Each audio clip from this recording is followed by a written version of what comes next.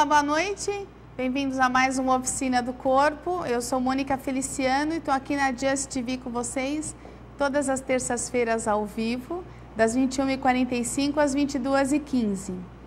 Hoje o tema é sobre check-up. Lembra que eu falei logo no início do ano a importância da gente dar uma geral no corpo, passar pelo médico e pedir uma série de exames para saber como é que estão as dosagens de açúcar, as dosagens de colesterol, como é que está o nosso corpo como um todo, as imagens dos órgãos, as necessidades preventivas de câncer para mulher, útero, mama, para homem, a prevenção também do câncer da próstata. Pois é, então eu fiz o meu check-up e hoje trouxe para vocês aqui alguns resultados. Por que eu optei hoje por falar sobre os meus resultados? Para levantar o máximo de opções de conversação, diálogo, inclusive dúvidas minhas, inclusive, que vou tirar agora com o médico. Porque em um exame eu realmente vou precisar fazer uma investigação mais apurada. Mas, até chegar nesse exame, eu queria falar para vocês o seguinte. Lembra a questão do colesterol, que a gente pede colesterol total, colesterol frações, triglicérides? Muito bem, é importante a gente saber como é que está funcionando o metabolismo do nosso organismo frente às gorduras, né? Principalmente para saber as condições da passagem do sangue nas nossas veias e artérias. Especificamente, é isso que o médico quer ver, quer saber, quando ele pede a dosagem do colesterol. Muito bem, para adultos, a taxa deve estar entre 200, inferior a 200 miligramas DL, esse é o desejável. O limítrofe é entre 200 e 239 mgdl, tá? Miligramas decilitro, e está muito elevado acima de 200 ou acima de 240 especificamente. E aí cabe não só uma dieta, mas às vezes um acompanhamento, quer seja ortomolecular, quer seja com remédios, com drogas específicas no combate à redução da gordura, tá? O meu, no caso, está 178, então eu estou abaixo desse limite e estou dentro das condições desejáveis de saúde em relação ao colesterol, tá?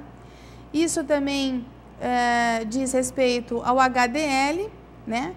E ao HDL eu estou entre 51, que é justamente um limite bastante interessante. O meu do ano passado era 55, então melhorei.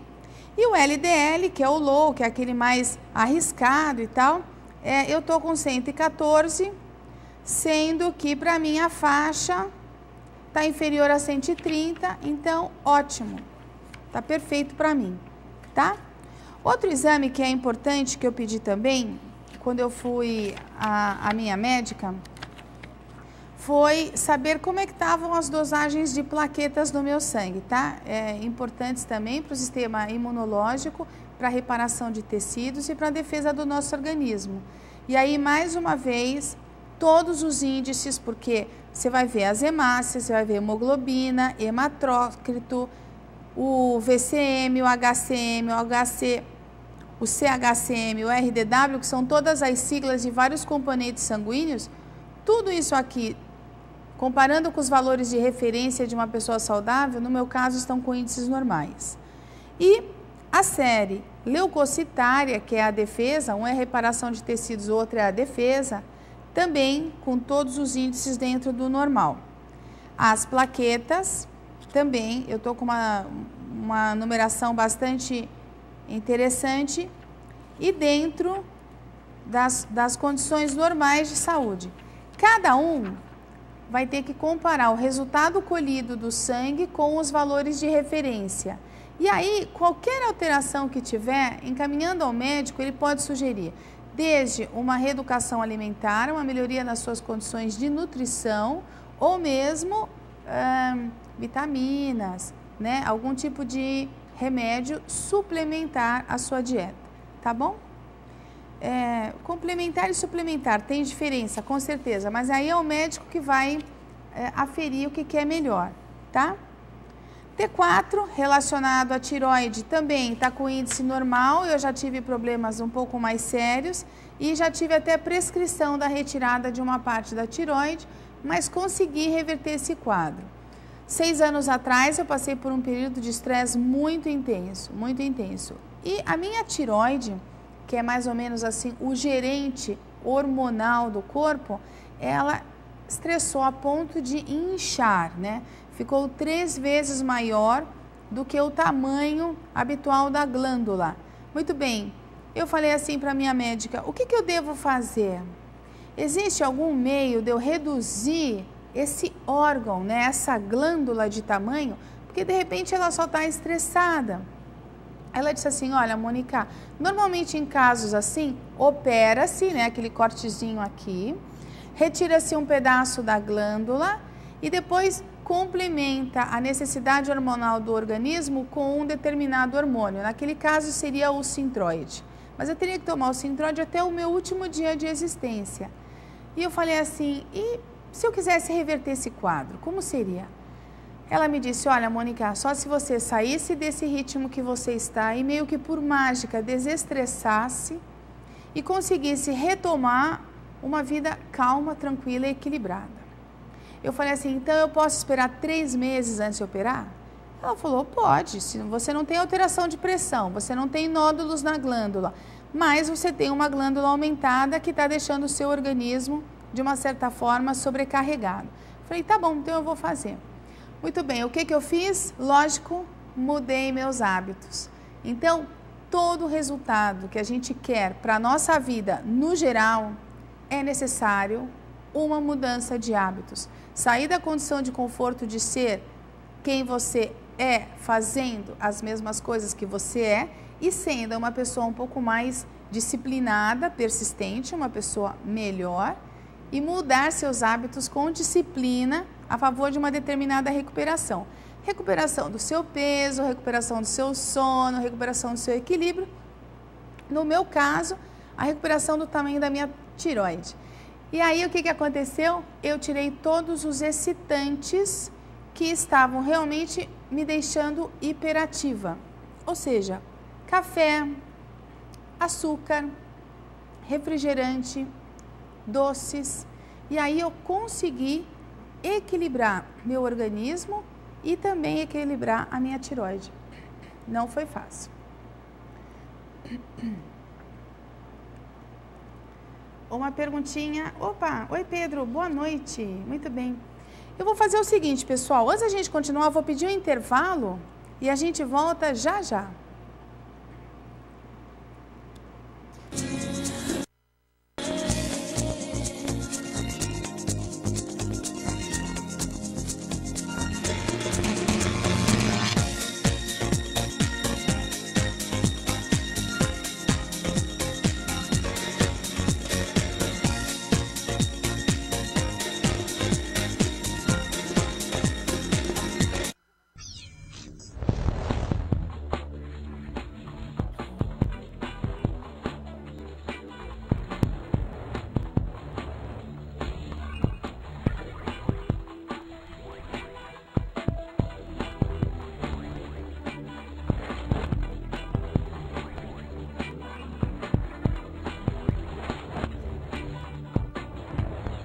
Promoção do Gorila, Blu-ray LG, com acesso ao YouTube e com várias ferramentas de interatividade por apenas R$ 899,00 à vista ou em até 12 vezes de R$ 84,96 no cartão de crédito. Acesse agora www.gorila.com.br.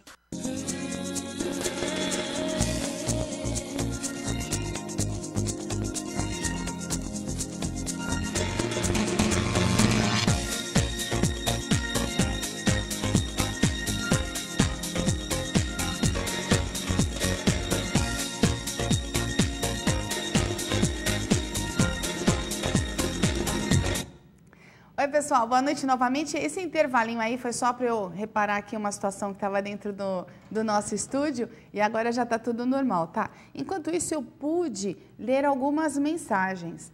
Então, agradeço ao Pedro Tá? Obrigada também e obrigada, se você pode enviar sugestões para que eu fale sobre outros temas, tá?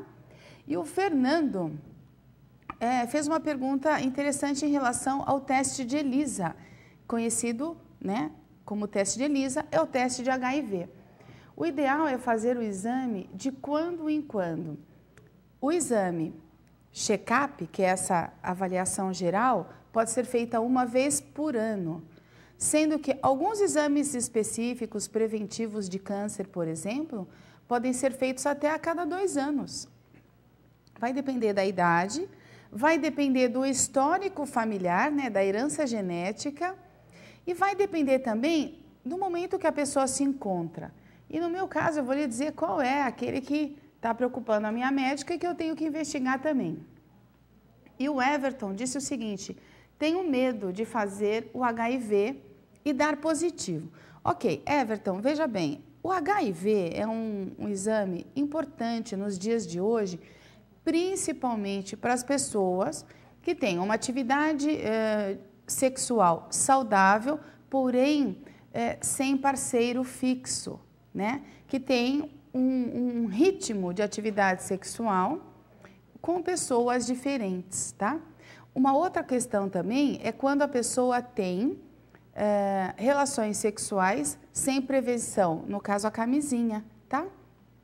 E aí é importante que essa pessoa se precavenha e ao mesmo tempo saiba quais são as suas condições de saúde atual. Por quê? Porque embora naquele momento de prazer não se pense na doença, quem tem multiparceiros sabe que também aquela pessoa tem uma mente mais aberta em relação à sua vida sexual e vai entrar em contato com o histórico sexual daquela pessoa, que é justamente o comportamento sexual com outras pessoas.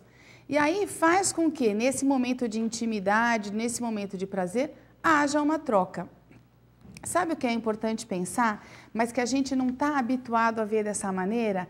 E aqui na Oficina do Corpo a linguagem é bem aberta. É o seguinte, olha, somos portadores de vírus, bactérias, fungos e vermes. Somos, estão dentro da gente.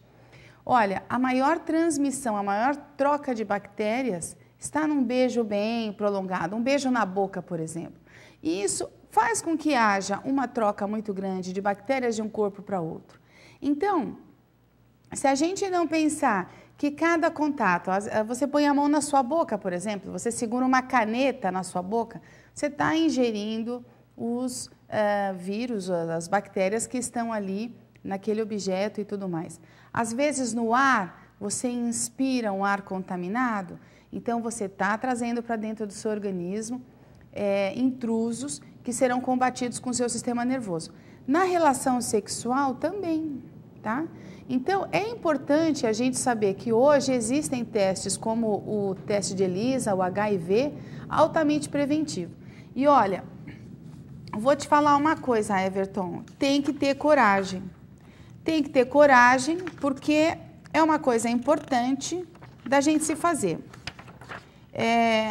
Eu sou separada, tenho uma vida sexual normal, não costumo ter multiparceiros, normalmente é só meu namorado, e fiz o HIV. Conseguimos mostrar aqui? Conseguimos mostrar? E meu HIV deu negativo. Não dá para ver o resultado? Dá para ver o resultado? Ah, que pena. Bom, enfim, o resultado deu negativo. Mas por que foi importante? Porque o meu parceiro também fez, porque ele também se precavém e porque é uma coisa que é importante nos dias de hoje a gente controlar, tá bom? Então, com coragem, pode fazer. Eu tenho certeza que você escolhe bem as pessoas com que você divide sua intimidade e essas pessoas, espero, também tenham cuidados com a própria saúde, tá bom? Ah, a Gabriela diz o seguinte: gostaria de um programa ensinando receitas light. Hoje, por exemplo, eu não trouxe, mas nós já falamos num tema sobre nutrição, sobre um cardápio de 1.200 calorias, sobre como você comer e, de uma certa forma, manter o equilíbrio energético ou mesmo conseguir reduzir peso. Mas hoje, daqui a pouquinho, eu vou falar sobre um coquetel bem interessante, fácil de se fazer em casa, que tem ômega 3, ômega 6, que tem aminoácidos essenciais ao organismo e que fortalece o sistema imunológico, o sistema de defesa. Vou falar já já. Olha, uma vez feitos os exames de sangue, de urina, o que eu fui investigar depois? As imagens. Aí eu fiz uma ultrassonografia abdominal e pélvica. Dá para ver, produção? Opa, ótimo, tá? Dá para ver? Tá curtinho, mas dá para entender, né? Olha, tiramos aqui imagens do meu fígado, das veias, do fígado, os calibres estão normais, o fígado está com contorno normal, da vesícula biliar, que não apresenta cálculos evidentes. Lembra quando eu falei 2 semanas atrás sobre a limpeza do fígado? Ótimo, o meu apareceu que eu estou tranquila, sem pedrinhas no fígado, tá? E não há dilatação de vias biliares também. Pâncreas, ok. Meu baço está ok. Meu rim direito com morfologia normal. O rim esquerdo também, sem dilatação, sem cálculos. A aorta, a veia do coração, ótima também. Bexiga com contorno normal. Útero, meu útero é meio tortinho, tá? E apesar de tudo, ele também não tem nenhum tipo de característica de nódulo. O ovário direito e o ovário esquerdo com todas as suas texturas preservadas. Então, ótimo. O que eu posso ficar tranquila em relação a isso? Que no momento eu não apresento síndrome metabólica. Então, no momento eu não tenho nenhum tipo de risco do meu organismo de promover inchaços, excesso ácido, pH diferenciado. Quando é que a gente vê a síndrome metabólica? A gente enxerga principalmente nas pessoas que bebem muita cerveja. Sabe como ela fica? Fica com aquela barriga inchada. Às vezes a pessoa é magra, mas toda a região abdominal parece assim uma bola. Parece que a pessoa está com um travesseiro, né, na barriga, mas é porque os órgãos estão inchados, estão sobrecarregados e muitas vezes, inclusive, a bioquímica do organismo total está alterada. Com a bioquímica alterada, a pessoa tem disfunções de várias situações vitais, inclusive tem alterações de pressão, a alta e a baixa. Olha, para dar uma olhadinha aqui rapidamente nas imagens, eu trouxe para vocês ovário, aí,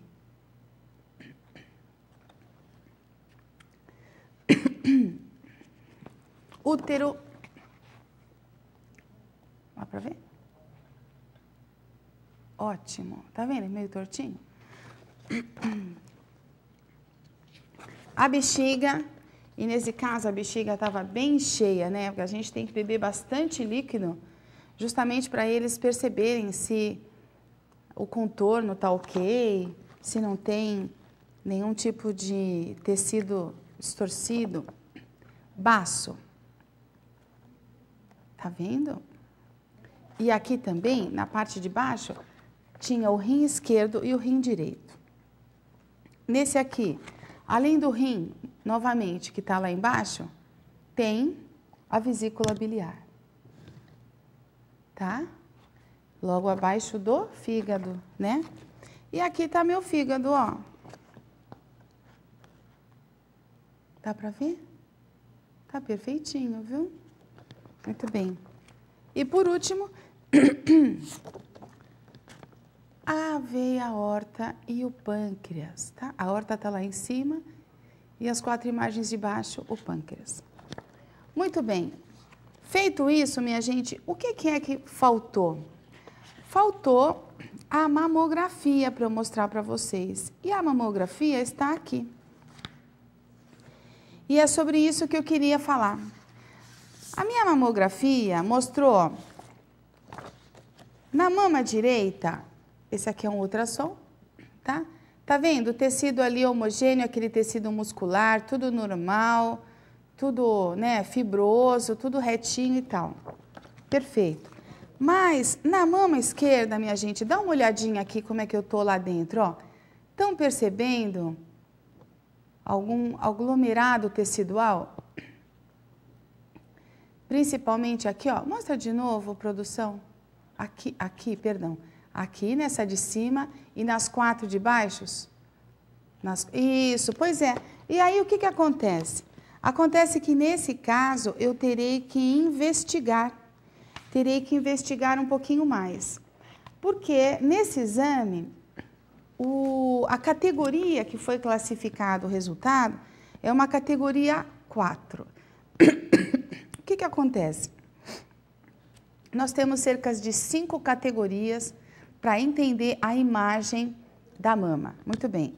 Na categoria 0, pode ser que seja necessário uma nova avaliação. Vamos supor que você fez a mamografia e que seja necessária a ultrassonografia. Só para se comparar, que não há nada. Olha, só para vocês terem uma ideia, cadê minha mamografia? Aquele era o ultrassom. Ah, tá aqui, ó. Produção, será que vai dar para ver? Hã?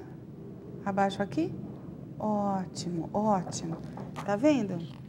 Então, no ultrassom, olha aqui, os contornos aparentemente todos normais.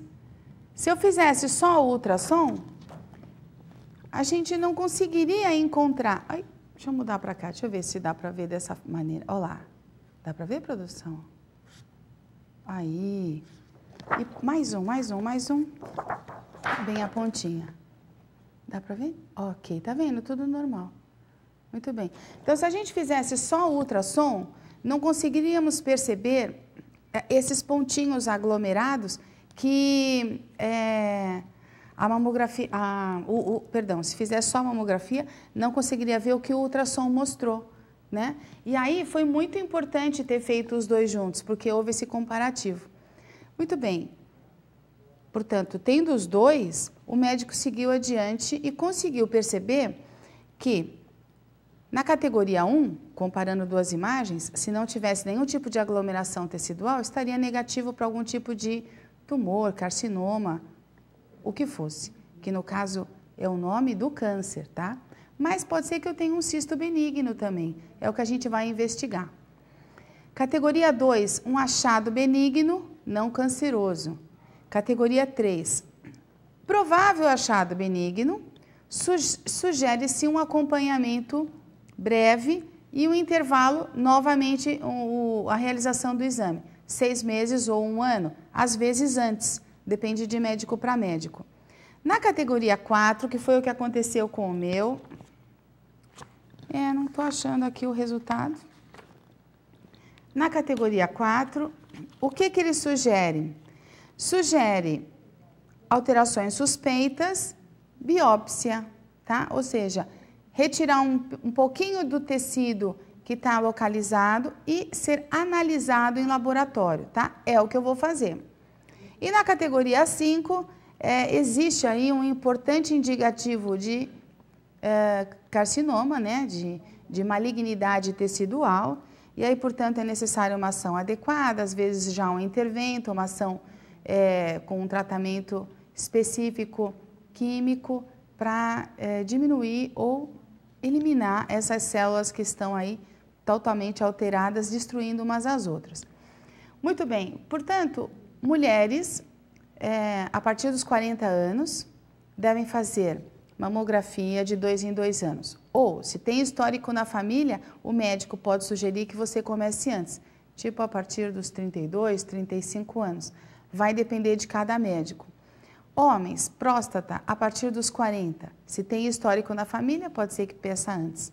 Alguns, determinante a partir dos 45, tá? É muito importante que se faça. Periodicidade do exame da próstata, anual. Da mamografia, de 2 em 2 anos, tá? Exames mais específicos, por exemplo, como do intestino, eu não fiz esse ano. Fiz o ano passado, estava tudo bem. Então, posso fazer de 2 em 2 anos. Gente, deu para entender agora que daqui por diante eu vou conseguir buscar uma explicação para essa imagem que apareceu no meu seio e manter, por exemplo, as minhas condições sanguíneas, de alimentação e tudo mais? Meu objetivo para esse ano é emagrecer um pouquinho, aí eu vou fazer nova alteração da alimentação e vou fazer também um aporte, né, uma atividade física diferenciada. Queria dizer para vocês que a gente vai terminar o programa de hoje com um vídeo de 2 minutinhos, que é uma graça. E esse vídeo fala sobre uma condição de vida, sobre um estado de vida que a gente deve procurar, que é a emoção da alegria, que é a sensação da felicidade absoluta. Não aquela felicidade relativa, aquela que é passageira, mas aquela realmente que preenche os teus dias e te faz vibrar em amor, em alegria, em bem-estar, tá bom? Eu tive um fim de semana passado maravilhoso. Lembra-se do meu convidado, Rodrigo Fonseca? O Rodrigo é treinador e promove, através da Lotus Treinamentos, uma atividade em grupo que trabalha as emoções. Lembra? Ele foi de uma determinada equipe e hoje ele tem a equipe dele. Muito bem, e eu tive o prazer de ter sido convidada para acompanhar esse grupo de 51 pessoas que tiveram 34 horas exclusivas pensando em si, quais são as condições da vida que não estão bem e buscar aí uma autonomia, uma mudança para melhor, deixando para trás pesos indesejáveis, emoções e sensações de ressentimento ruins e buscando uma decisão de ter uma vida mais alegre e feliz.